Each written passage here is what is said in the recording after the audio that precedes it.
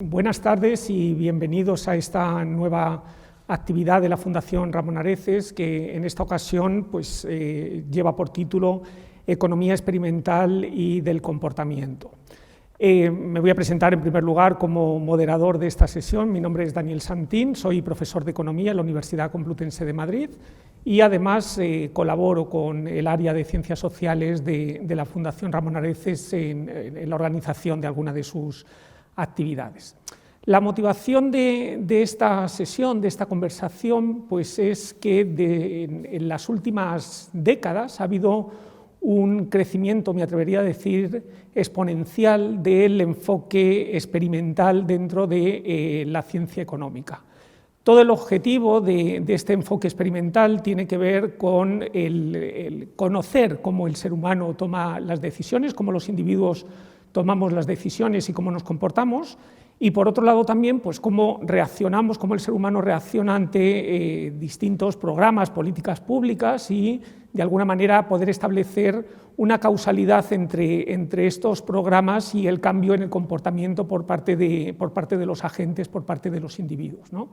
Buena prueba de este interés en el enfoque experimental en economía es el que se haya concedido el Premio Nobel de Economía en 3 ediciones muy recientes al profesor Richard Thaler en el año 17 por la economía conductual, a los profesores Banerjee, Duflo y Kremer en el año 2019 por realizar experimentos controlados aleatorizados, y más recientemente, incluso el año pasado, en 2021, a los profesores Sangris, Carr y Benz por toda la línea de trabajo en experimentos naturales, ¿no? Entonces, con este motivo, la Fundación Ramón Areces está llevando a cabo un ciclo de tres conversaciones donde vamos a tratar esta temática del enfoque experimental en economía.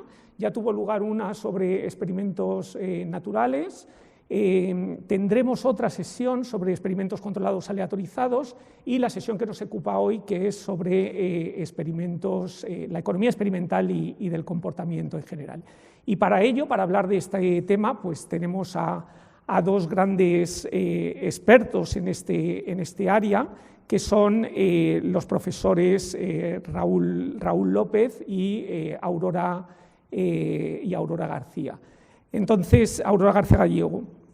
Yo, antes de presentarles como corresponde, a los dos, en nombre del director de la Fundación Ramón Areces, don Raimundo Pérez Hernández Torra, agradeceros muy sinceramente el que estéis hoy aquí en esta sesión para hablarnos de esta temática, ¿no? Entonces, ¿cuál es un poco la motivación de la economía experimental antes de presentarles? Bueno, en economía, cuando un alumno llega el primer día en primero y empieza a estudiar introducción a la economía, introducción a la micro, enseguida descubre la presencia del Homo economicus, ¿no? Este ser absolutamente racional e interesado en maximizar su propia utilidad, su propio bienestar.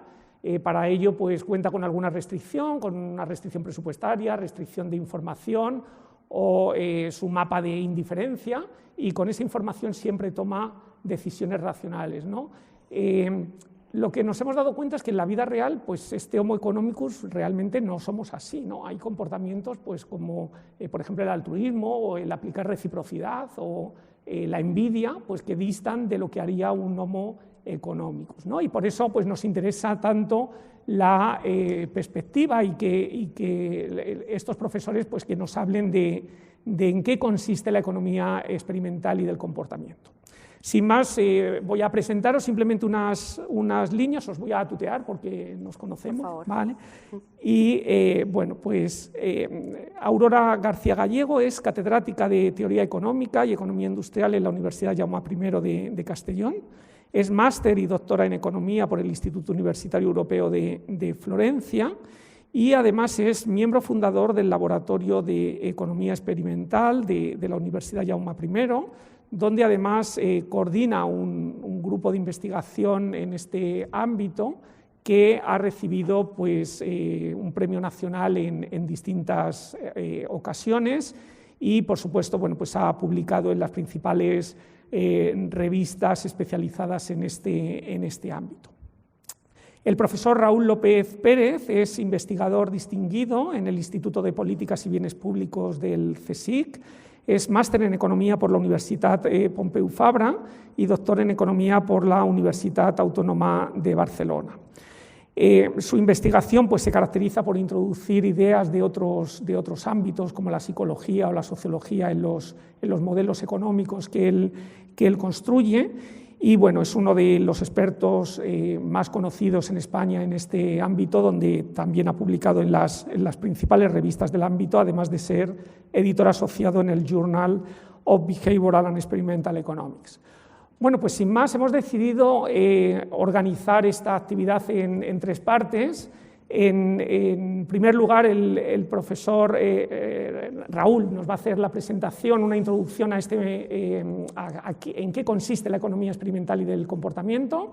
Posteriormente, la profesora García Gallego nos va a hablar de cómo se realiza la experimentación en un laboratorio de economía experimental, y terminaremos pues, con unas pequeñas preguntas o debate que surja en torno a vuestras presentaciones. Bueno, pues sin más, Raúl, vamos a empezar contigo. Te paso la palabra para que hagas tu presentación. Muy bien, muchas gracias.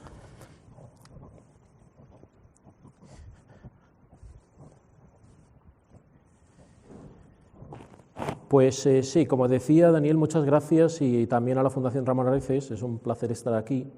Voy a hablar primero de economía del comportamiento y luego, sobre todo, dedicaré tiempo a hablar de experimentos, aunque, bueno, sucintamente porque el tiempo es limitado. Economía del comportamiento es teoría, y estamos hablando, por tanto, de modelos. Está bien recordar lo que es un modelo en economía. Es una explicación basada en hipótesis, normalmente expresadas con un lenguaje matemático preciso. A partir de esas hipótesis, pues derivamos por un razonamiento lógico-deductivo una serie de predicciones. Y importante, esas hipótesis simplifican deliberadamente, o sea, asumimos que simplifican la realidad. Hay muchas razones por las que utilizamos modelos, por las que seguimos esta metodología. Nos permite, pues, por ejemplo, obtener predicciones precisas, calcular efectos netos, nos permite utilizar el lenguaje conciso de las matemáticas, y muy importante, de nuevo hablando de la simplificación, ¿no? Es importante simplificar la realidad porque los fenómenos sociales son de una complejidad normalmente tremenda y hay que simplificarlos, si no sería muy difícil contar una teoría o utilizar una teoría para poder hacer política, por ejemplo. Bien, esa es la metodología que solemos usar los economistas. Y el contenido de esas hipótesis normalmente ha estado, bueno, bastante estandarizado. Ha habido un modelo económico estándar que se le llama a veces pues, modelo de elección racional o modelo del Homo economicus, y que eso es esa metodología, pero las hipótesis tienen unos contenidos específicos, una psicología específica acerca del ser humano. Hay varias hipótesis, yo tampoco pretendo ser aquí exhaustivo, pero por poner algunos ejemplos. Se asume que la gente tiene unas preferencias racionales. Eso quiere decir que si le dan a elegir entre varias alternativas, pues sabe ordenar por orden de preferencia cada una de esas alternativas, sabe si una le gusta más que la otra o si está indiferente entre una y la otra, y además esas preferencias son lógicas, en el sentido de que si prefiero 1 a 2 y 2 a 3, también prefiero 1 a 3. Eso, hay un orden lógico. También se asume que la gente es egoísta en ese modelo estándar. Aquí egoísmo es un poquito diferente que como lo entendemos en la calle, es una versión muy extrema de eso, que quiere decir que a todos los individuos, a todos y cada uno de los individuos, lo único que nos importa es nuestro bienestar material, es decir, nuestro consumo y nuestro ocio. También hay otra hipótesis que tiene que ver con cómo la gente razona, y se asume que la gente razona como un estadístico, como si fueran estadísticos. Eso es lo que se puede llamar a veces creencias probabilísticas. La gente sabe aplicar las leyes de la probabilidad y, en particular, cuando aprenden, cuando obtienen nueva evidencia y tienen que cambiar sus creencias, utilizan lo que en probabilidad se llama la ley de Bayes o la regla de Bayes.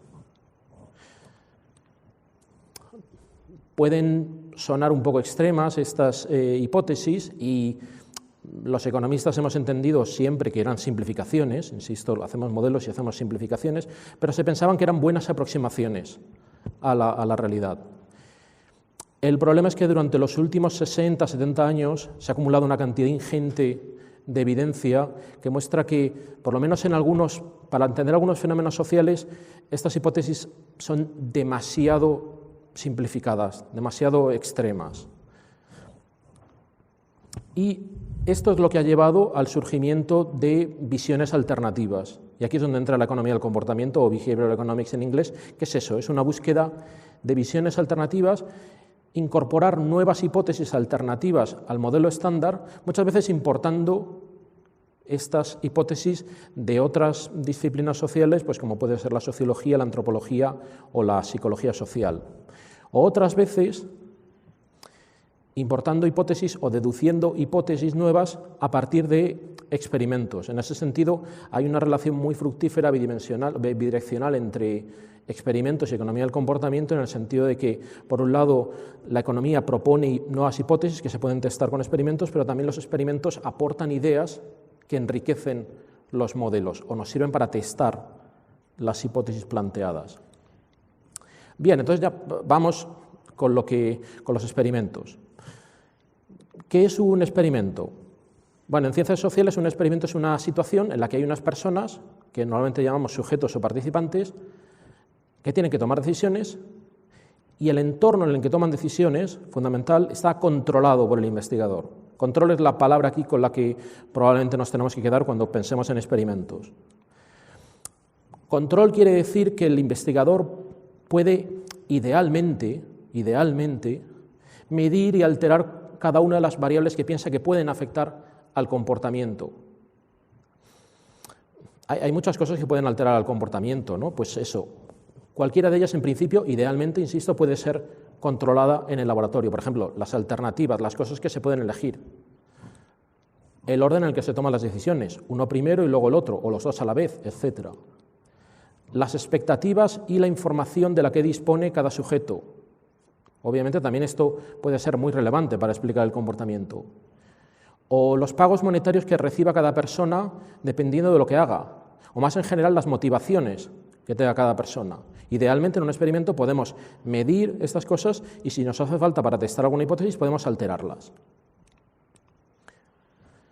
¿Para qué hacemos experimentos? Bueno, así por ordenarlo de algún modo podemos plantear dos objetivos fundamentales. Hay un objetivo que podríamos llamar ex ante, esto es un nombre que le pongo yo, pero bueno, esto quiere decir que tenemos unas hipótesis previas o un modelo que hace predicciones y queremos testar esas hipótesis o predicciones del modelo. Medimos las variables que estén relacionadas con la hipótesis en cuestión o las alteramos y con eso nos sirve para predecir, para testar o para contrastar esa predicción o hipótesis. Luego hay otro posible objetivo de los experimentos que yo llamaría ex post y que, bueno, es un poco más discutible, no tenemos tiempo para entrar en ello, pero es un pelín más discutible, que es, hago un experimento e intento hallar regularidades empíricas. Es decir, si esto pasa, entonces esta otra cosa pasa. Por ejemplo, tenemos una variable sociodemográfica y esa variable sociodemográfica correlaciona con cierto comportamiento. Los hombres actúan de determinado modo. Bueno, es una posibilidad, también un posible objetivo de esto. En general, resumiendo un poco, los experimentos, en mi visión, nos permiten o nos sirven para mejorar las teorías que tengamos o para aportarnos ideas con las que desarrollar nuevas teorías, por ejemplo, con las que obtener nuevos modelos de economía del comportamiento. No todos los experimentos se hacen en el laboratorio y es importante también mencionar por qué es interesante hacer experimentos en el laboratorio.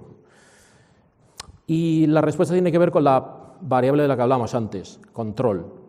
En el laboratorio podemos maximizar el grado de control sobre las variables relevantes.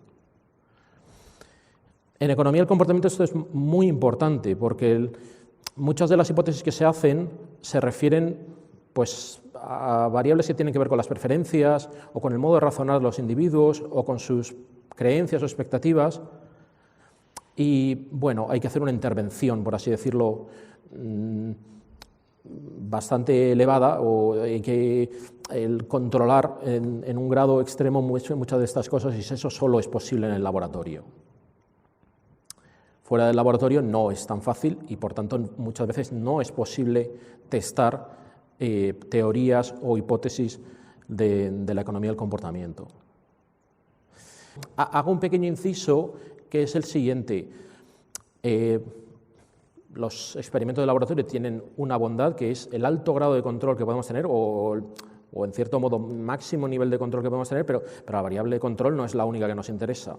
Y eso hay que tenerlo en cuenta porque también tiene su problemática los experimentos de laboratorio. Y dentro de esta serie de conversaciones o charlas online organizadas por la Fundación se hablará de otro tipo de experimentos, ¿no? Por ejemplo, en los experimentos de campo, un aspecto interesante es que los sujetos normalmente no saben que están participando en un experimento. Y esto es muchas veces fundamental, porque, por supuesto, el hecho de que haya una persona monitorizando o vigilando lo que está haciendo otro, un investigador, pues eso puede tener influencia sobre el comportamiento y, por lo tanto, para la validez externa de los resultados que obtengamos. El problema, como digo, la otra cara de la moneda es que los experimentos de campo pues, no tienen tanto nivel de control normalmente, ¿no? Otro tipo de experimentos pues, pueden ser los experimentos naturales, que también se hablarán, ¿no? A veces tenemos la suerte de que la historia nos ofrece una situación en la que las variables que nos interesan se mantienen constantes, pues salvo una, quizás, de ella que cambie de modo aislado, y podemos testar una hipótesis viendo el efecto de esa variable que ha cambiado aisladamente. Bueno, todo esto sobre experimentos, por qué hacerlos en el laboratorio. Economía experimental, imagino que ya está claro, pues es aquella rama de la economía que se ocupa del diseño y realización de experimentos. ¿Hay algo particular de la economía experimental? Bueno, el primer punto que habría que decir es que nosotros no somos los pioneros en hacer experimentos. La psicología, por ejemplo, nos lleva décadas de ventaja en ese sentido. Pero sí que tenemos una metodología o seguimos unas reglas que son propias, es nuestra manera de hacer las cosas. Mencionaré dos.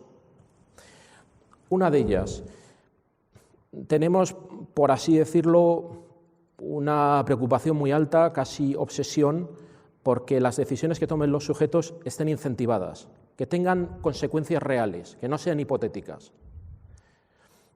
Esto, a veces, por ejemplo, en la psicología no es así. A la gente se le pide que tome una decisión en un escenario hipotético. Imagínate que estuvieras aquí, ¿qué harías?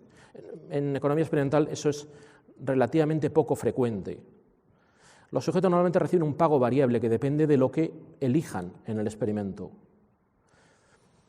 Alguien se puede preguntar, ¿por qué incentivar? Entre otras cosas, es importante porque nos cuesta dinero. Es decir, el investigador tiene que pagar dinero a los sujetos dependiendo de sus decisiones.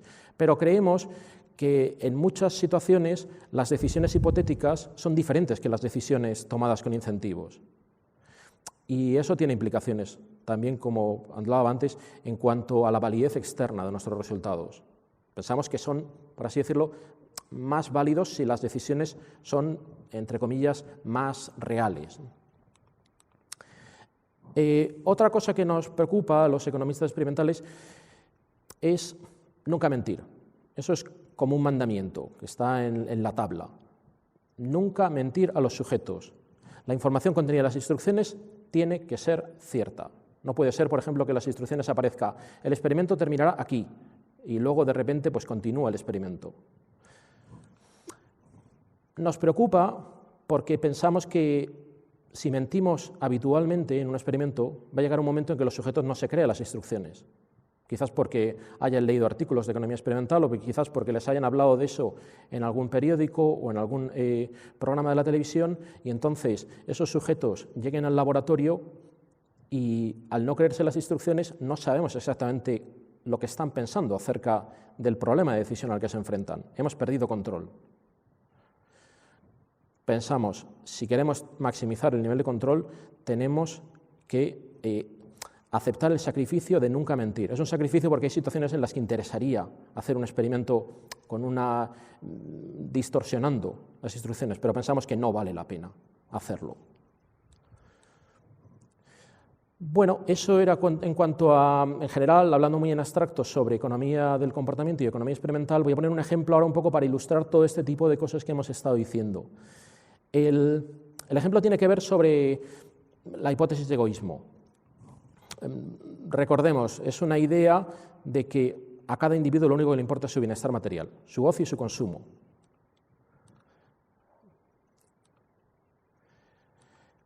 Como decía, hay mucha evidencia acumulada de que estas hipótesis, en particular la de egoísmo, no es demasiado realista, se aleja demasiado. Por ejemplo, tenemos mucha evidencia de campo que parece difícil de cuadrar con la hipótesis de egoísmo. La gente dona a ONGs, dona sangre, la gente cuida del medio ambiente, recicla, gasta menos agua en algunas situaciones. La gente vota en elecciones, incluso aunque piense que su voto no va a cambiar nada porque están votando millones de personas y la probabilidad de que su voto cambie un resultado es prácticamente infinitesimal. La gente participa en manifestaciones, en movimientos colectivos, incluso en revoluciones y guerras. Los sucesos que estamos viviendo o que estamos viendo en Ucrania son un ejemplo de que hay gente dispuesta a participar voluntariamente y jugarse la vida por defender unas ideas o un determinado estatus. Es muy difícil explicar eso, o por lo menos resulta probablemente rebuscado encontrar explicaciones de eso desde el punto de vista de egoísmo, aunque se podrían encontrar, ¿no? Y para eso también están los experimentos, para aportar evidencia más fuerte. Bueno, hay muchos ejemplos, no voy a cubrir todos,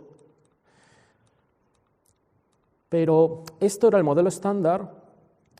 Se ve que hay un problema con una hipótesis del modelo estándar y la economía del comportamiento propone alternativas. Un tema que me interesa particularmente relacionado con el egoísmo es la relación entre egoísmo y honestidad. Egoísmo es bastante claro en este sentido. Dice, si mintiendo voy a obtener un mayor bienestar material, mentiré. Y en caso contrario diré la verdad. Pero no voy a tener ningún remordimiento ni me va a importar lo más mínimo mentir a otra persona si con eso salgo ganando desde un punto de vista material. Introspectivamente nos imaginamos que esto es un poco extremo y en realidad es una visión que limita bastante la comprensión de la comunicación entre humanos. Una hipótesis alternativa, y que investigamos por medio de un experimento, mi coautor y yo, que luego hablaré de él, es que la gente tiene una aversión pura a la mentira. ¿Qué quiere decir? No le gusta, simple y llanamente no le gusta decir algo falso a sabiendas, independientemente de las consecuencias de eso. ¿Por qué? La conjetura es que durante la socialización la gente internaliza normas y una de esas normas puede ser eso, una norma de honestidad o incluso un mandamiento de no mentir, no mentirás. Esta conjetura de normas es relevante porque sabemos por mucha literatura que hay que las normas en general se cumplen de un modo condicional, o sea que esta conjetura también implica que la gente, si tiene esa versión pura a la mentira o derivada de una norma, pues tenderá a decir la verdad si piensa que los demás van a decir la verdad, pero mentirá en caso contrario. Es una hipótesis alternativa y se puede testar en el laboratorio. Y planteamos este experimento. Es muy sencillo, hay dos individuos, mensajero y receptor. El receptor es absolutamente pasivo, no hace nada aquí, me centraré en el mensajero, y el mensajero observa la pantalla de su ordenador o un círculo azul o un círculo verde. Han sido elegidos con cierta probabilidad por el ordenador. Y una vez que el mensajero observa el color, puede mandar uno de dos mensajes. O bien dice, ha aparecido azul, era azul, o bien dice, ha aparecido verde, era verde. En otras palabras, puede decir verdad o puede decir mentira. Queríamos testar varias cosas con este experimento, pero lo que me interesa aquí, sobre todo, es el caso en el que aparece el color azul. El mensajero puede decir la verdad o puede mentir. Y abajo del todo, esos números de ahí son los pagos monetarios, pagos reales, que puede obtener el mensajero y el receptor, luego hablaré de él, dependiendo de lo que haga. Bien, color azul, si el individuo, si el mensajero dice ha aparecido el azul, es decir, si dice la verdad, obtiene un pago de 14 euros. Si dice mentira, obtiene un pago de 15 euros. Hay un dilema aquí. Digo la verdad y pierdo 1 euro, o digo mentira y gano 1 euro. Sabiendo, importante, que el pago del receptor es siempre el mismo, 10 euros. No le voy a afectar en lo más mínimo. pensamos que la única razón por la que un individuo puede decir la verdad en esta situación es porque tiene aversión a la mentira, no le gusta, quizás por esa norma de la que hemos hablado previamente. Si por el contrario fuera egoísta, no tendría ninguna duda. Si ha aparecido azul, diría verde porque obtiene €1 más. Hay un protocolo en cuanto al experimento, que no entraré en mucho más detalle. Este artículo está publicado en la revista Experimental Economics junto con mi coautor, que es Eli Spiegelman, de la Universidad de Dijon. Los detalles se pueden encontrar ahí, pero las predicciones, como decía, son claras. Homo economicus, egoísmo, si ha aparecido el color verde, si ha aparecido el color azul, digo verde, porque de ese modo maximizo mi pago monetario. Si se tiene aversión a la mentira pura, la predicción es un poquito más matizada. Puede haber individuos que tengan mucha aversión. Esos dirán la verdad. Ha aparecido azul, digo azul, aunque pierda €1 de resultas. Habrá individuos que sean menos aversos, menos honestos, si se quiere ver así. Esos individuos elegirán verde después de azul, porque aunque pueden sentir cierta aversión, no les compensa perder €1.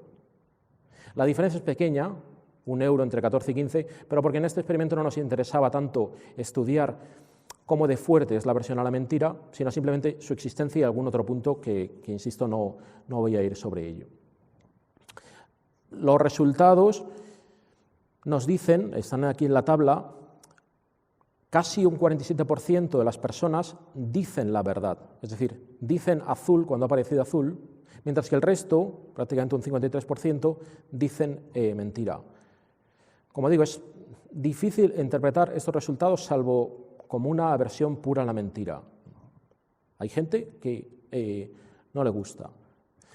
¿Y tiene algo que ver con un comportamiento condicional? Pues sí, parece que sí. En el experimento, aparte de preguntar a los mensajeros qué mensaje envían, también les preguntamos, ¿qué crees que van a hacer el resto de sujetos en este experimento, en esa situación?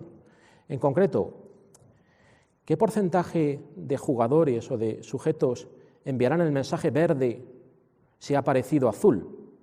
O por decirlo con palabras más normales, ¿qué porcentaje mentirá?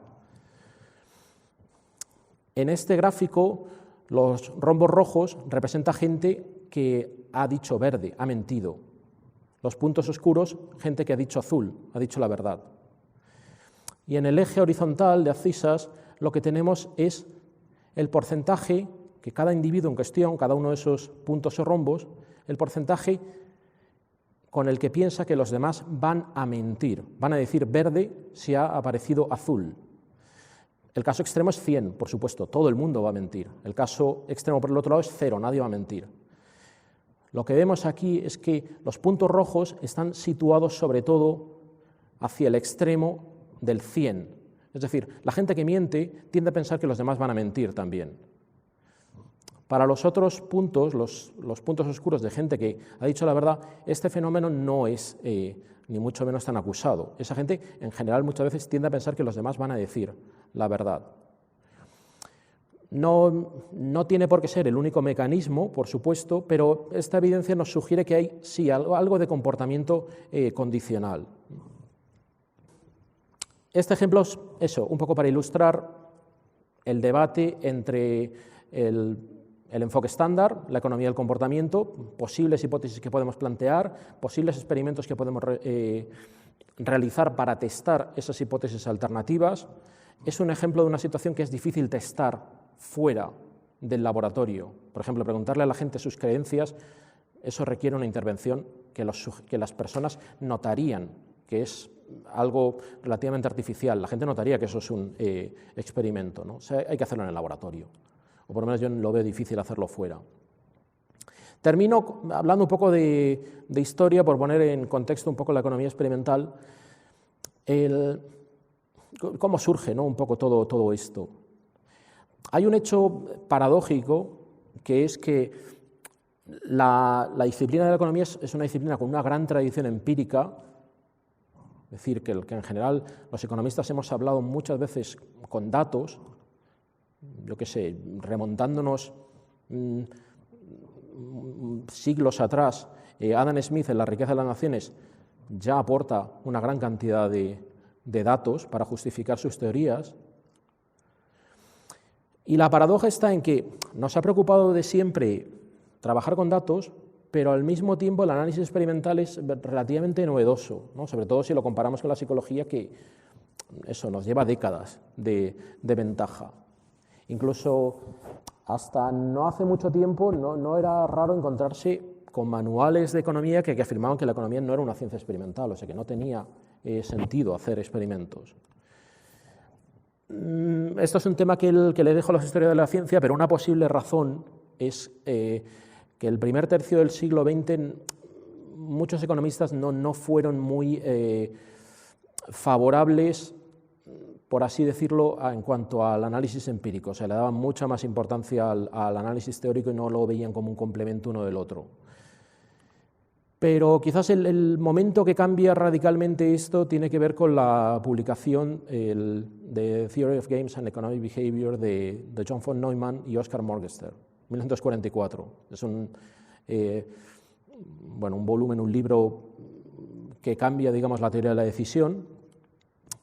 Y motivados por estas ideas teóricas, economistas, matemáticos y psicólogos, o sea, un esfuerzo multidisciplinar, empiezan a realizar experimentos en Harvard, en Princeton, en Estados Unidos en general, incluyendo algunos que posteriormente han sido premio Nobel, ¿no? Como de John Nash. E incluso se habla de un momento también importante, que es una conferencia interdisciplinar donde diferentes disciplinas comparten ideas en Santa Mónica en el 52. Estos pioneros son los que lideran la introducción de la economía experimental, y mucha de la gente que les sigue han sido, o mucha de la gente importante que les ha seguido, luego han tenido también importancia, ¿no? Vernon Smith, por ejemplo, premio Nobel en 2002, fue alumno de uno de estos pioneros, ¿no? Chamberlain. De Estados Unidos esto se va extendiendo, primero Alemania, ¿no? Reinhard Selten, otro premio Nobel. Y en la actualidad la disciplina está ya plenamente asentada. Existe una revista especializada de alto impacto, Experimental Economics, y existe una asociación que reúne a los especialistas en este campo y organiza conferencias a nivel regional y mundial, ¿no? Esa es la Economic Science Association, o ESA. Y bueno, yo creo que con eso podemos ya tener material para hablar posteriormente. Gracias a vosotros. Muy interesante, y vamos a continuar con la segunda presentación acerca de pues en qué consiste el trabajo que se hace en un laboratorio de economía experimental, ¿no? Entonces, bueno, Aurora, cuando quieras tienes la palabra. Muchas gracias.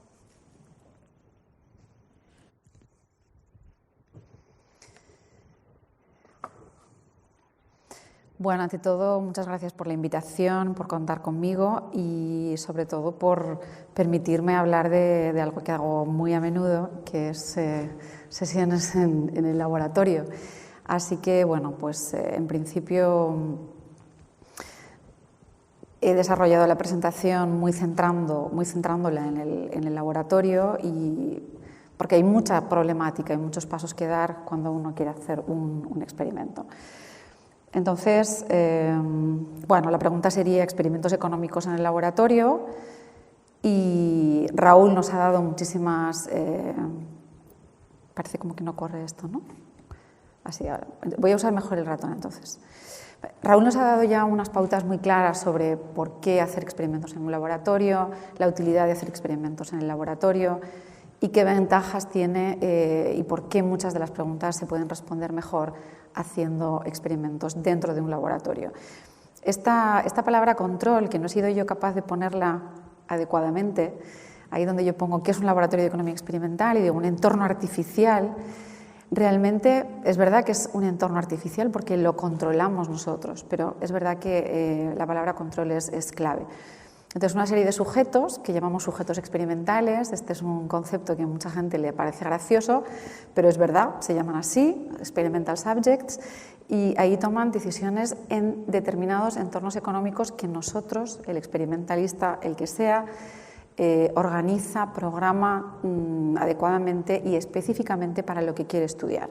Esto es importante porque no es un laboratorio, no es una máquina de hacer experimentos. Cada experimento tiene su peculiaridad, sus hipótesis, sus preguntas y probablemente es muy distinto de todos los demás.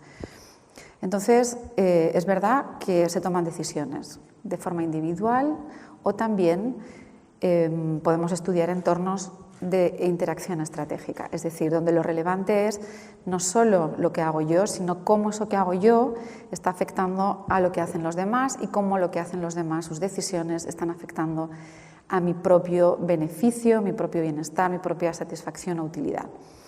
En general, estos experimentos en este laboratorio lo que hay son ordenadores, pero no necesariamente los experimentos de laboratorio necesitan de forma obligatoria un ordenador. Es verdad que cada vez se utiliza más, pero se pueden hacer perfectamente con un papel, una pizarra, un bolígrafo, lápiz. No es necesario tener ordenador. Pero sí, la imagen, como veremos ahora con más detalle, es tener una serie de ordenadores en un espacio físico relativamente cómodo, grande y con una serie de características que yo creo que veréis de forma más palpable con unas imágenes que os he preparado. Bien, el tipo de muestra es relevante. ¿Quién va a decidir sobre estos entornos artificiales controlados por el experimentalista? Bueno, pues pueden ser, en general van a ser estudiantes, pero pueden ser también personas mayores de 55 años, dependiendo del tipo de decisiones o del tipo de entorno o el tipo de política que nosotros queremos estudiar con nuestro trabajo. Pueden ser también profesionales. Depende, quiero decir que este es un aspecto que también se tiene que trabajar. En general puedo decir que el 90% de los experimentos se realiza con estudiantes. ¿Y esto por qué? Porque ya se ha testado también el efecto que tiene el hecho de que sean o no estudiantes, y los estudiantes tienen una ventaja. Primero, están cerca del laboratorio, es decir, que pueden voluntariamente, con más ganas, tener ganas de ir a hacer un experimento. Segundo, necesitan más el dinero, es decir, son más fáciles de incentivar. Tercero, tienen lo que llamamos una mente virgen. ¿En qué sentido? En el sentido de que estudien lo que estudien, ellos todavía no han tenido una profesión, todavía no tienen una vida familiar propia, todavía tienen mucho que descubrir y están en el mismo estadio de virginidad de ideas, que tienen muchas, pero no están tan afectadas por malas o buenas experiencias que da la vida por el hecho de pasar más tiempo, ¿no? Por pasar los años. A veces esta muestra nos piden que sea equilibrada por género, es decir, puede ser que sea relevante ver el efecto que tiene que la decisión la tome una mujer o que la tome un hombre. Puede ser relevante la edad que tienen dentro del rango concreto, puede ser importante el área de estudios al que están dedicando su tiempo y su carrera. Puede ser importante el grado de especialización. Entonces, quién entra en un laboratorio no es trivial, y esto es relevante para todo el procedimiento que nosotros llevamos a cabo en el laboratorio. Entonces, ¿cómo es un laboratorio de economía experimental? Pues bueno, pues es verdad que utilizamos la palabra laboratorio, pero no tiene nada que ver ni con los laboratorios de química, ni con los laboratorios de física, ni con los laboratorios de biología, que es lo que en principio uno puede pensar. Un laboratorio de economía experimental es un espacio físico, como he dicho antes, relativamente grande, en el que se consigue que una serie de personas estén aisladas, aunque no demasiado aisladas, pero aisladas lo suficientemente como para aprovechar que ese aislamiento permite que las decisiones se tomen de manera no contagiada o, digamos, particular o no cooperativa en relación con todos los demás que están en la sala. Es decir, que uno puede, sentándose en ese cubículo, como veis ahí, tal como está distribuido el nuestro ahí de Castellón, pues uno se mete, mira en el ordenador, tiene espacio también para escribir, si el experimento no fuera con ordenador, y simplemente se aísla con toda la información que le llega y hace lo que tiene que hacer, sin cooperar con nadie más y de forma totalmente individual. Aprovechando, y de verdad que no es una oportunidad que aprovecho para hacer publicidad porque no es mi intención, tengo que aprovechar que conozco mi laboratorio y de él os voy a hablar. Os voy a enseñar un poco cómo hacemos las cosas en este laboratorio. Esto es simplemente la portada de la entrada de nuestro edificio, donde tenemos el laboratorio, inicialmente siempre financiado por fondos europeos. En el 2003 iniciamos nuestra labor con todavía 21 puestos, 21 ordenadores y cubículos, y se amplió en una fase 2 en 2006, poniendo 24 más. Hoy día, en aquel momento estaba en otros lugares de la universidad, del campus, pero después se nos otorgó un espacio muy grande en un edificio de investigación que, digamos, tiene unas características mucho más apropiadas para este tipo de trabajo.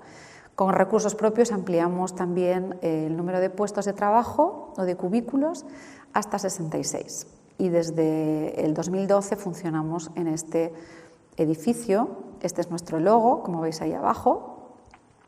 Laboratorio de Economía Experimental de la Universidad Jaume I de Castellón. Bien, esta sería pues, una sesión con los sujetos muy concentrados, mirando su ordenador durante la sesión. Bien, para hablar de una sesión experimental yo he intentado un poco elaborar con toda mi experiencia las fases en las que creo que podría dividirse, ¿no? la implementación de una sesión.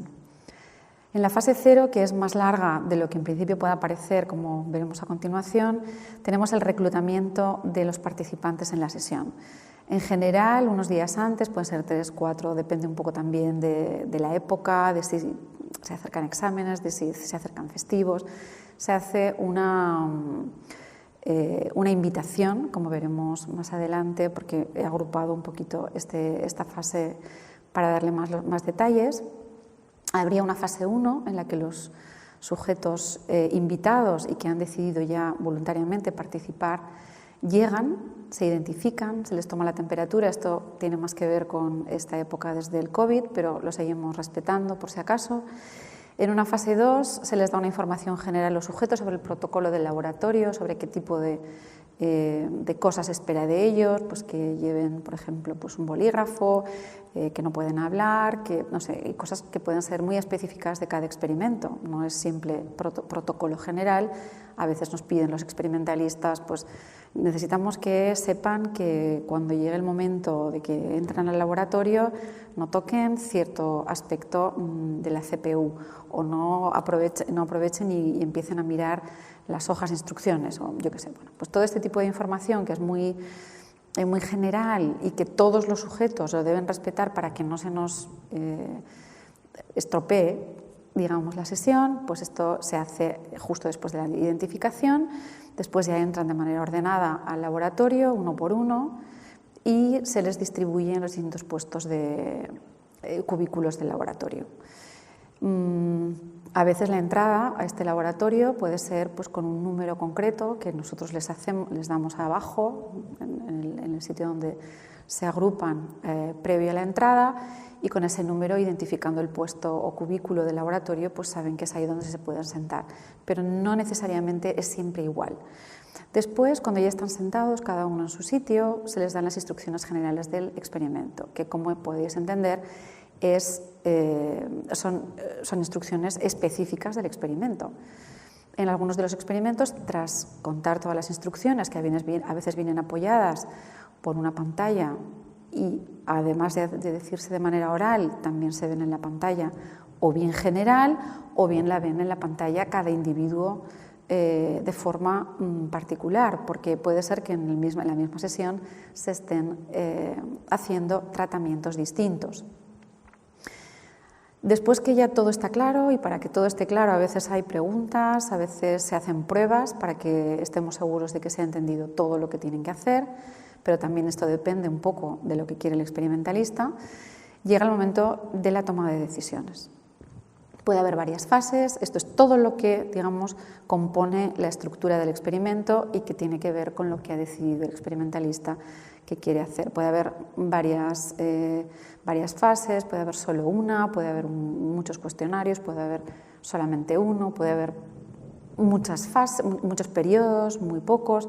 Esto es totalmente específico al experimento.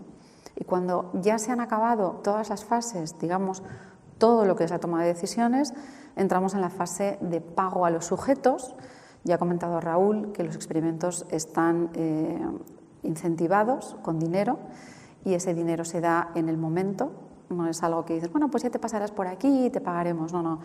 Es algo que se determina, la cantidad que tienen que cobrar, porque depende de su toma de decisiones, se determina con el programa que se ha creado para la ocasión.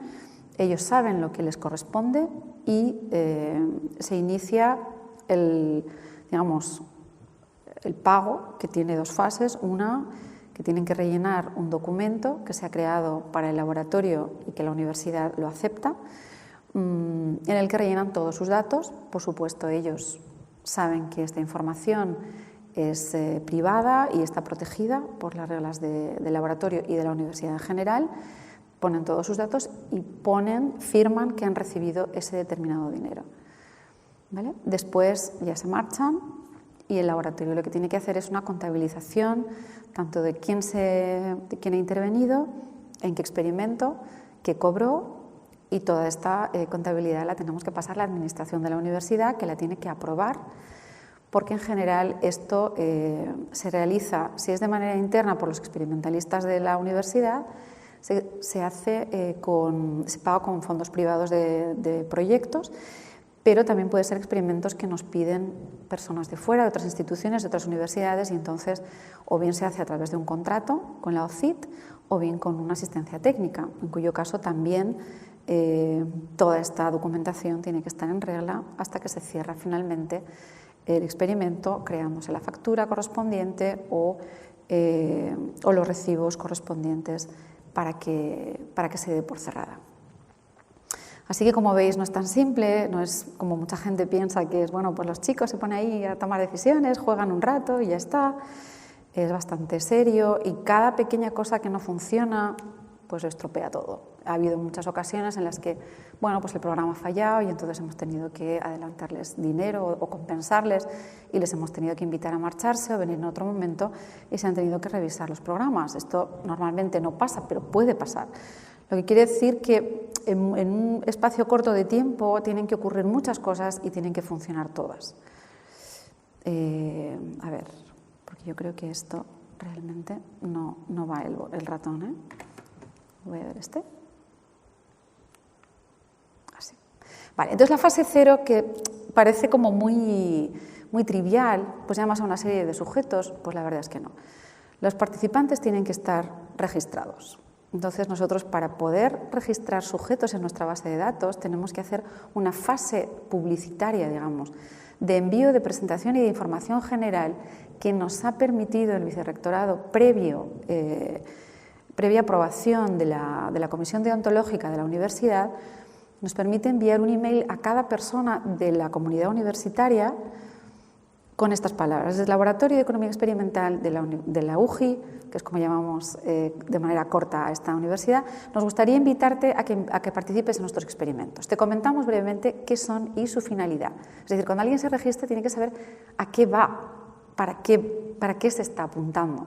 Entonces decimos que es un experimento, es un entorno en el que un número de personas, denominadas sujetos experimentales, toman decisiones. La participación en un experimento supone recibir un incentivo monetario. ¿Es cierto que recibes un pago en efectivo? Sí, todos los participantes reciben dinero en efectivo al final de la sesión, en una cantidad que varía según el tipo de experimento y de las propias decisiones tomadas por los sujetos participantes. ¿Y ahora? Yo tengo problemas con esta tecnología, ¿eh? No puedo pasarlo. ¿En qué consiste participar? Participar consiste simplemente en interactuar en un entorno de toma de decisiones que en general se suele llevar a cabo utilizando un ordenador. Solo se puede participar si previamente el sujeto se registra en nuestra base de datos. Tras ello, dicho sujeto será susceptible de ser invitado a participar, para lo que desde el laboratorio se te enviará o se le enviará una invitación de participación cuando haya sesiones experimentales programadas. El sujeto podrá aceptar o no dicha invitación. Es muy importante saber que las personas que deciden están ahí voluntariamente.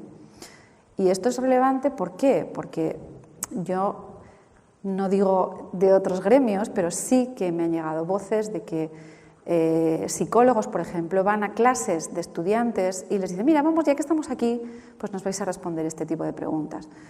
Entonces, bueno, pues eso no es un experimento, porque una persona tiene que querer participar.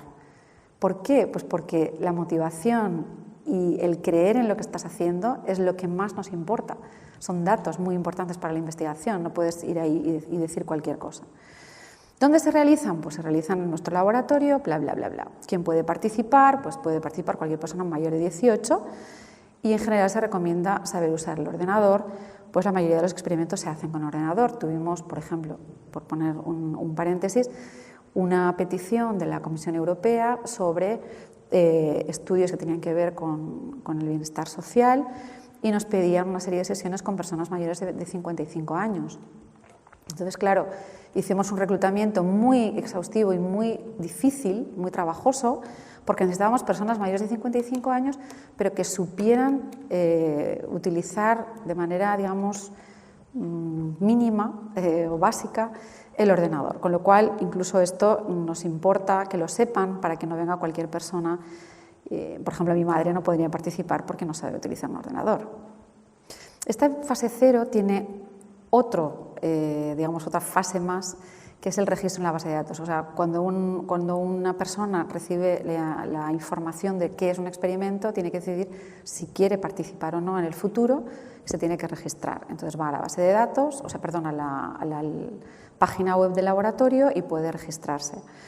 Aquí hemos tenido también un proceso de respeto del Reglamento de Protección de Datos Europeo de 2016, que nos ha llevado tener que remodelar y, digamos, hacer toda una serie de requerimientos y firmas expresas de cada uno de los sujetos cuando se registra, porque si no, no podrían participar, porque no respetaríamos esa parte que es súper importante, ¿vale? Entonces, en ese sentido, ya tenemos una serie de personas que han decidido que en el futuro pueden estar ahí disponibles para participar en un experimento y resulta que cuando llega el momento de que nosotros, los experimentalistas, se nos ocurre una idea que queremos testar en el laboratorio, entonces programamos sesiones. Entonces vamos a ver qué pasa cuando se invita a participar en una cierta sesión. Pues tenemos que seleccionar el tipo de muestra. Como he comentado anteriormente, es relevante saber qué tipo de sujetos quiere el experimentalista para su sesión. Tenemos que también seleccionar una serie de suplentes. ¿Por qué? Porque tenemos que estar seguros si el experimentalista nos ha dicho que quiere 40 sujetos en el laboratorio o quiere hacer sesiones de 40, tenemos que estar seguros que va a haber seguro 40. Entonces, nombramos una serie o invitamos a una serie de suplentes a los que, si después no les podemos invitar a entrar, les damos una compensación también monetaria. También tenemos que pensar en qué día es el bueno y qué hora, pensando en los horarios de clase, en horarios que más o menos los sujetos puede ser que sea más complicado que acudan. O sea, nos tenemos que poner un poco también en su lugar. Entonces mandamos el email de invitación a cada sujeto. Es nominativa esta invitación y solamente es una para cada sujeto. Eso también lo saben, los estudiantes no pueden de repente, mira, me han invitado, pues te lo paso a ti y tú también estás invitada. No, es totalmente nominativo. En esta invitación no se pueden avanzar ninguno de los detalles relevantes del experimento. Se les informa de la fecha, de la hora, se les recuerda la ubicación en la que está el laboratorio dentro del campus. Se informa de la importancia de la puntualidad, porque si no llegan puntualmente se les va a decir que no pueden participar.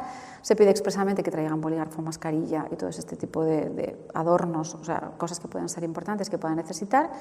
Y un mismo sujeto, como he dicho, solo puede participar en una sesión del mismo experimento. Excepcionalmente, si el experimento es tal que se requiere de la misma persona que tome decisiones distintas en días diferentes, entonces sí que puede ser que se le invite de manera repetida, pero tiene que ser porque lo requiere el experimento. Si no, en general, un sujeto participa solo en una sesión, por el hecho de que las condiciones en las que uno está en la primera sesión no son las mismas que en las que está en las siguientes, porque ya sabe que ha participado en lo que ha pasado en la primera sesión. Entonces hay que esperar a que acepten a participar cada sujeto, y cada sujeto tiene un compromiso de llegar puntualmente o de avisar si no puede venir, porque sí que ejercemos una penalización si no viene y no está justificado. Bueno, entonces esta sería pues un par de fotos viendo el contraste de lo que ocurría antes del COVID. Se encontraban en el hall del edificio, mientras que ahora están fuera.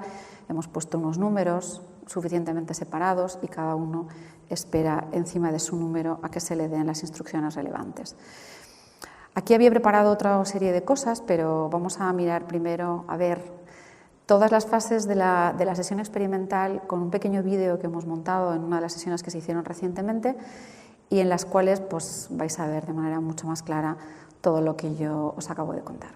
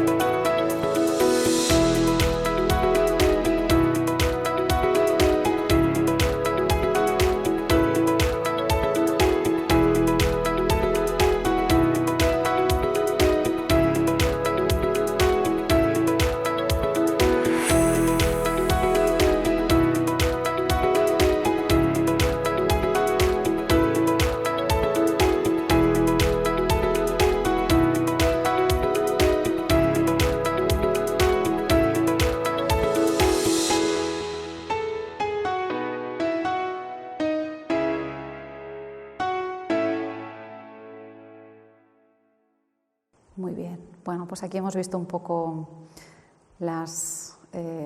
tenía una última transparencia que quería comentar, simplemente para finalizar, que ahora no sé dónde está, a ver, sí. Finalmente la pregunta clave es pues, ¿qué se analiza con los experimentos? Un poco para ver la utilidad de esto. Nosotros a lo largo de todos estos años hemos trabajado con muchas temáticas, me ocurren ahora estas aquí, pues, problemáticas de género, efectos que tiene esta diferencia entre ser mujer o hombre, el funcionamiento de mercados financieros, creación de burbujas financieras, se han analizado muchísimo en distintas sesiones, temas de negociación, pero partiendo de contextos muy diferentes para llegar a mirar aspectos distintos también de la negociación. También hemos hecho experimentos sobre corrupción, hemos analizado la colusión en mercados oligopolísticos, temas de desigualdad en el mercado de trabajo, muchas sesiones en las que se analiza la confianza en contextos muy específicos como el mercado laboral, distribución de riqueza en general a nivel macro, mercado de permisos de polución, o sea que también hay una parte ahí de medio ambiente, en fin, que el tema es el método, el qué se explica, es es un espectro muy grande de temas. Y bueno, pues aquí un poco lo dejo. Gracias por haberme escuchado y os invito también a que hagáis experimentos.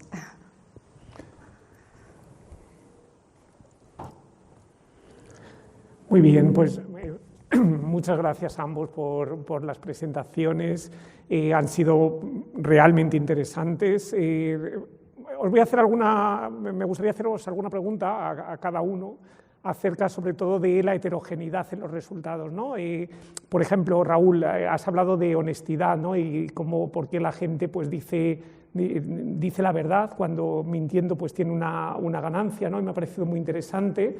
Entonces quería que me contaras si, por ejemplo, hay variables que influyen en la honestidad de la gente, ¿no? Y una que se me ocurre pues, sería, por ejemplo, el nivel de estudios, ¿no?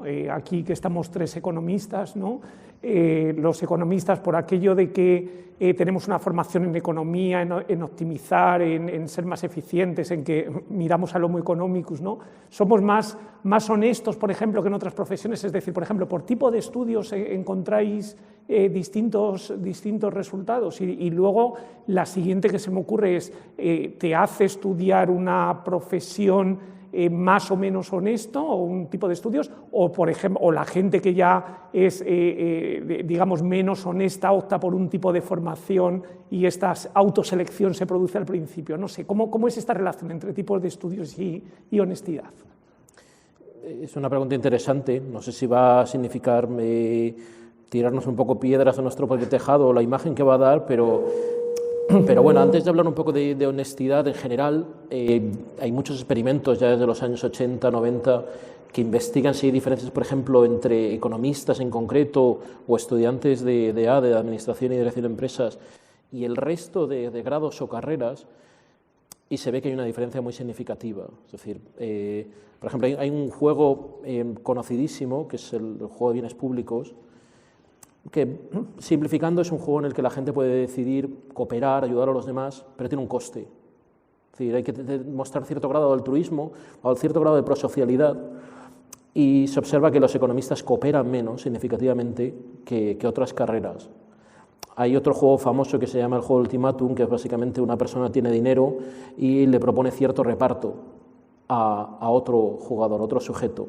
Y el otro jugador puede aceptar ese reparto o rechazarlo. Si lo acepta, el reparto se implementa, y si lo rechaza, ambos se quedan con cero. Por así decirlo, la tarta desaparece. Y lo que se ve es que los economistas, cuando juegan ese juego, son menos generosos, en el sentido de que proponen un reparto en el que ellos se quedan con más, si se llega a implementar, y además tienden a aceptar repartos, si les toca el papel del segundo jugador, tienden a aceptar repartos que no les favorecen. Es decir, tienden a aceptar pequeñas ofertas, ¿no? Bueno, eso sugiere que sí, que somos diferentes los economistas al resto. ¿Por qué? ¿Es un tema de selección, por así decirlo? O sea, ¿somos diferentes al resto y estudiamos esa carrera? ¿O es un tema de, por así también decirlo, adoctrinamiento, ¿no? O sea, durante la carrera nos hemos hecho así. La evidencia hasta ahora parece sugerir que va más por la selección. Es decir, que, por ejemplo, si se hacen estudios con alumnos de primer curso de carrera y alumnos de tercero o cuarto curso, no hay gran diferencia a la hora de cooperar más o a la hora de hacer repartos más igualitarios o más generosos en el juego del ultimátum. De todos modos, aquí puede haber cosas sutiles, ¿no? Mi coautor, que he hablado antes de él, Eli Spiegelman, él te diría, hay un tema muy probablemente de selección, pero también la gente cambia durante la carrera. Quizás no tanto en cuanto a la prosocialidad, pero en cómo se sienten en cuanto a la prosocialidad. Él tiene un estudio, un artículo que se llama Abrazando el lado oscuro, Embracing the Dark Side, y lo que muestra es que la gente que estudia en tercero o cuarto de carrera, cuando, por ejemplo, miente, no se siente tan mal como la gente de primero. Por así decirlo, los estudiantes de cursos avanzados son maximizadores sofisticados, en el sentido de que se comportan de un modo, entre comillas, egoísta, pero además han sido capaces de activar estrategias o excusas que les sirven para no sentirse culpables o con remordimiento. Los estudiantes de primer año son más ingenuos o más naif, en el sentido de que actúan maximizando, pero digamos que lo sufren más, ¿no? Simplificando mucho.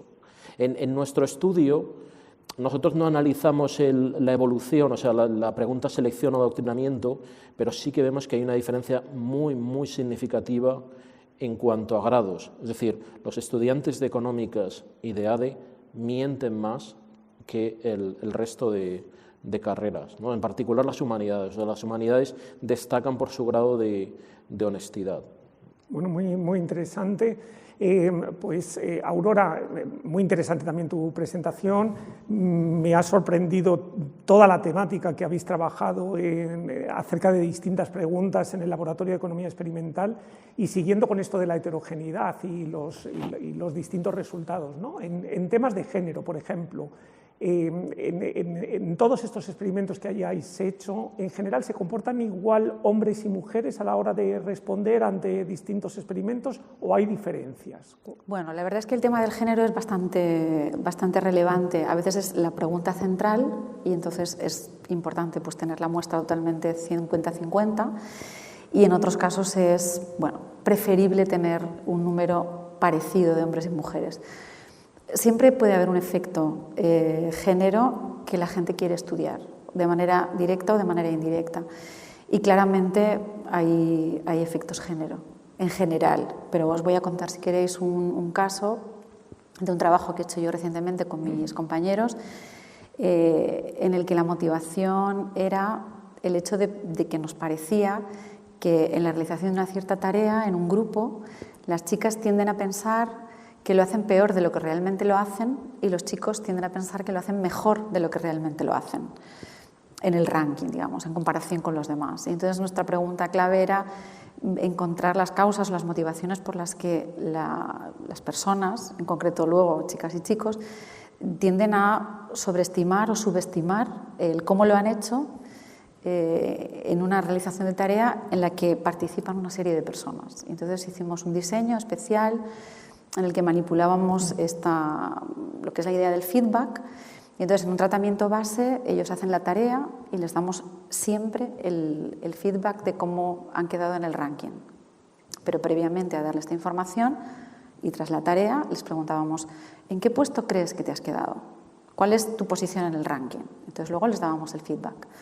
Mientras en el otro tratamiento lo que hacíamos era decirles, vale, hacían la tarea, decían cómo creían que habían quedado en el ranking, y entonces decíamos, tú solamente vas a poder tener feedback, bueno, esto estaba en las instrucciones, le vamos a dar solamente feedback si estás lo suficientemente cerca en tus creencias de tu posición real. Con eso incentivábamos a que realmente pensaran cuál va a ser su posición real en el ranking. Primero porque también sabemos por otros estudios que existe curiosidad, digamos que es dominante para ellos el saber el feedback, quieren saber el feedback. Y también sabemos que quieren más dinero que menos. Entonces incentivábamos esa parte de tener feedback de tal manera que si se acercaban lo suficientemente a su posición real, ganaban un dinero extra. Entonces estaban alineados, digamos, correlacionados tanto el incentivo monetario como el incentivo a acertar el lugar en el que, o sea, el creer de manera cierta dónde están en el ranking, tener una idea clara de cómo es su rendimiento.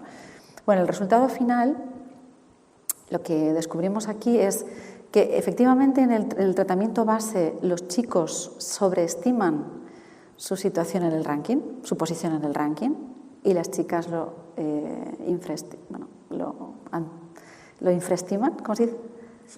Subestiman, uy, no me venía ahora en castellano, y cuando hacemos el tratamiento con el feedback, que solamente se lo damos si se han quedado lo suficientemente cerca, y no he dicho qué quiere decir. Suficientemente cerca no quiere decir que acierten exactamente, sino que estén en las 4 posiciones o antes o después de la real. Quiere decir que el acercamiento, o sea, hay margen. Pues en el tratamiento, este efecto de sobreestimación de los chicos y de subestimación de las chicas es muchísimo más grande, con lo cual es totalmente genuino. Y la verdad es que salió tan claro y hay un efecto género brutal. Sí, las causas profundas de educación o el por qué, ¿no? Sería interesante. Exacto. Ahí es donde hicimos, por supuesto, paralelamente una serie de test, pero esto lo tenemos que seguir porque queremos saber por qué pasa. Por supuesto, habrá un tema social, un tema educativo, como tú comentas, pero ya solo el hecho de que sea tan patente es increíble. Y siguiendo con temas de género y honestidad, por ejemplo, Raúl, ¿mienten más los hombres o las mujeres en este tipo de experimentos? ¿Son más honestos? ¿Quién es más honesto de los dos? En general, o tu evidencia en tu paper que habéis hecho. Sí, ahí hay una diapositiva que he pasado un poco rápido sobre ella, pero nosotros medimos diversas variables sociodemográficas. Por ejemplo, religiosidad, uno podría pensar en principio el mandamiento de no mentirás y tal, eso puede tener una relación. No, no tiene ninguna relación. Ideología tampoco tiene ninguna relación. El género no tiene ninguna relación, salvo si nos fijamos dentro del grado. Quiero decir, antes decía que había una diferencia entre eco y ade versus el resto. Si vemos dentro de eco y ade las mujeres, la diferencia fundamental está entre mujeres eco y ade versus el resto, no entre hombres eco y ade y el resto. Como siempre, en la economía experimental o en cualquier ciencia, más evidencia, o sea, es necesario acumular más evidencia, ¿no? Pero por lo menos en nuestro experimento relacionado con la honestidad, son las mujeres economistas las que parecen más maximizadoras, ¿no? Más homoeconómicos, aunque la palabra homoeconómicos en este caso no se ajusta, más que los hombres. Los hombres, por así decirlo, son un poquito más deshonestos, pero no tanto como el resto. Las razones las desconocemos, pero puede haber una diferencia entre eso, las mujeres economistas y los hombres economistas, que debería ser un tema para futuras, ¿no?, investigaciones dentro de nuestro campo, conocernos mejor, ¿no? Bueno, qué interesante. Estamos terminando ya, no sé si queréis añadir algo más antes de terminar, si os gustaría decir algo más. Aurora. Yo lo único que quería decir, que creo que me he olvidado ponerlo en la presentación, es que también existen los experimentos para la docencia. Y nosotros concretamente ya los utilizamos para la teoría económica, la microeconomía, pero no se hacen en nuestro laboratorio, que es solo de investigación. Se hacen unas aulas concretas de docencia y lo que intentamos, para no sentirse ellos tan ajenos a la teoría, intentamos que ellos entiendan que efectivamente en realidad las aproximaciones teóricas son solo un punto de referencia, pero lo que ocurre en la realidad no es necesariamente ese punto equilibrio que llamamos o predicción teórica. Y con esto intentamos acercarnos un poquito más al estudio de cosas teóricas que últimamente están un poquito más pasadas de moda, o hay menos motivación para estudiar este tipo de cosas. Así que también estamos contentos con esto. Muy bien, muy interesante. Raúl, ¿algo para terminar que te gustaría añadir? Quería aprovechar, si es posible, mostrar una diapositiva adicional, solo una. Bueno, esto es una canción de Cole Porter que se llama Experiment, y yo lo que quería decir es, Daniel, yo creo que es muy interesante esta actividad porque la economía experimental y la economía del comportamiento son una revolución, a mi modo de ver, dentro de las ciencias sociales, dentro de la economía en particular, pero todavía nos falta un esfuerzo de divulgación. Es decir, la gente no conoce muchas veces esta disciplina, y yo creo que está muy bien acercarla. Y a propósito de eso, lo que quería terminar es, especialmente para estudiantes, pero yo creo que también para gente que trabaja en organizaciones y tal, hacer experimentos es fácil. Puede ser caro, no hace falta empezar haciendo un experimento incentivado, que eso ya es el estándar dentro de la economía experimental, pero tampoco hace falta. O sea, un estudiante que quiere empezar investigando sobre algún problema, quizás para hacer su tesina de máster o algo así, hacer un experimento es fácil. Y experimentar, como dice Cole Porter, pues yo creo que es una cosa que hay que incentivar, ¿no? Podemos aprender muchas cosas con eso, y hay montones de temas. Yo quizás terminaría animando a la gente que le interesa el tema, pues simplemente explorar un poco los últimos ejemplares de la revista del área, ¿no? Experimental Economics, o entrar en los foros que hay de ESA, de la asociación. Hay experimentos absolutamente sobre los temas más raros que nos podamos imaginar. Sé que puede parecer un poco excesivo, pero todo lo relacionado con el comportamiento humano se puede estudiar por medio de experimentos de laboratorio o experimentos de otro tipo, y es muy divertido. O sea, en el fondo es muy divertido, con lo cual, eso, experimentar, ¿no? Como decía Cole Porter. El motor de la curiosidad. Sí. Bueno, pues qué mejor manera de terminar esta conversación, animando a todo el mundo a seguir pues profundizando en este tema de la economía experimental y del comportamiento, y por supuesto a todas las personas que estén o bien estudiando economía u otras disciplinas, pues animarles a que profundicen en esta línea de investigación, en este trabajo, y por supuesto pues desde agradecer de nuevo a la Fundación Ramón Areces pues por esta tarea y por esta labor divulgativa de esta actividad científica. Muchas gracias a todos los que habéis presenciado esta conversación, y seguiremos con este ciclo sobre el enfoque experimental en economía. Gracias. Gracias.